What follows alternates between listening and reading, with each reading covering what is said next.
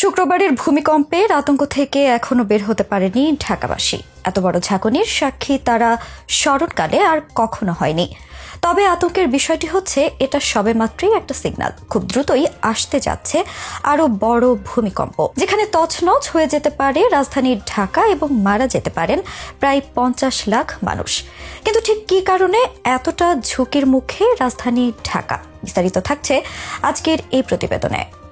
শুক্রবার সকালে হঠাৎ ঢাকা সহ দেশের বহু জেলায় অনুভূত হওয়া 5.7 মাত্রার ভূমিকম্প কয়েক সেকেন্ডের জন্য বাংলাদেশকে কাঁপিয়ে দেয়। বিশেষজ্ঞদের মতে উদ্বেগের বড় কারণ হলো এই ভূমিকম্প বড় ধরনের বিপর্যয়ের আগাম সংকেত হতে পারে। ভূমিকম্প বিজ্ঞান অনুযায়ী বড় ভূমিকম্পের আগে সাধারণত ছোট ছোট কম্পন ঘটে, তাই এই ভূমিকম্পকে অনেক বিশেষজ্ঞ ফোরশক বা প্রধান কম্পনের পূর্বাভাস হিসেবে দেখছেন। বাংলাদেশ ভূমিকম্পন এলাকায় অবস্থিত। ইন্ডিয়ান, ইউরেশিয়ান ও বার্মা প্লেটের সংঘর্ষস্থল এই উপমহাদেশকে প্রায় নড়াচড়া করায়। দেশের উত্তর পূর্বে ডাউকি ফল্ট, পূর্ব দিকে সেগাইং ফল্ট এবং উত্তর দিকে আসাম ফল্ট, এই তিনটি বড় চ্যুতির রেখায় ক্রমাগত শক্তি জমছে। ভূমিকম্পের চক্র বা রিটার্ন পিরিয়ড সাধারণত 150 থেকে 200 বছর ধরা হয়। ইতিহাস বলছে 1870 থেকে 1930 সালের মধ্যে 7.5 থেকে 8.7 মাত্রার ভূমিকম্প হয়েছিল। এরপর প্রায় এক শতাব্দী ধরে বড় ধরনের ভূমিকম্প না হওয়ায় এখন ফল্ট লাইনের নিচে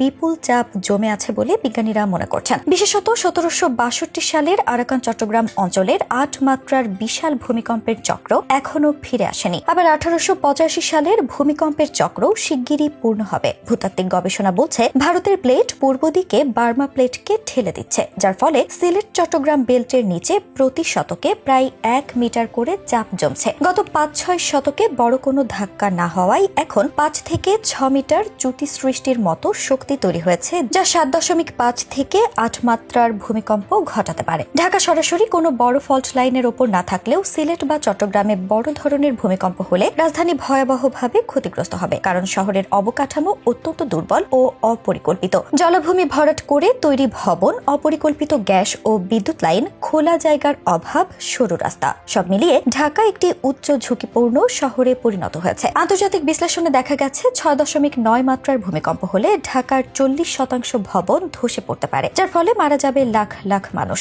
অপরদিকে উদ্ধার কাজও হবে প্রায় অসম্ভব, কারণ ঢাকার রাস্তাগুলো এতটাই সরু ও যানজটে ভরা যে ফায়ার সার্ভিস বা অ্যাম্বুলেন্স অনেক এলাকায় ঢুকতেই পারবে না। ভবনগুলো পাশাপাশি এত ঘনভাবে নির্মিত যে ধসের পর খুব কম জায়গায় উদ্ধার কর্মীরা কাজ করতে পারবেন। খোলা মাঠ বা পার্ক না থাকায় ভূমিকম্পের মুহূর্তে মানুষ ভবন থেকে বের হলেও নিরাপদ আশ্রয় পাবে না। পুরনো দুর্বল ভবনগুলোর অবস্থা অত্যন্ত শোচনীয়। যে কোনো মাঝারি মাত্রার কম্পনেও এগুলো ধসে গুরুতর বিপর্যয় ঘটাতে পারে। বাংলাদেশের ভৌগোলিক কাঠামো অনুযায়ী সবচেয়ে ঝুঁকির দুটি অঞ্চল সিলেট ডাউকি ফল্ট এবং চট্টগ্রাম ত্রিপুরা বেল্ট। এই দুটি উৎস থেকে সম্ভাব্য তীব্র ভূমিকম্প ঢাকাকে সবচেয়ে বেশি ক্ষতিগ্রস্ত করবে, কারণ প্রস্তুতির অভাব, নীতিমালা অমান্য করে ভবন নির্মাণ এবং জনসংখ্যার অস্বাভাবিক ঘনত্ব রাজধানীকে একটি হাই রিস্ক জোনে পরিণত করেছে। সাম্প্রতিক ভূমিকম্প তাই শুধু একটি কম্পন নয়, এটি বাংলাদেশের জন্য বড় ধরনের সতর্কবার্তা। বড় ভূমিকম্প কবে আসবে তা বিজ্ঞান নির্দিষ্ট করে বলতে পারে না, তবে অতীত ইতিহাস, ফল্ট লাইনের চাপ এবং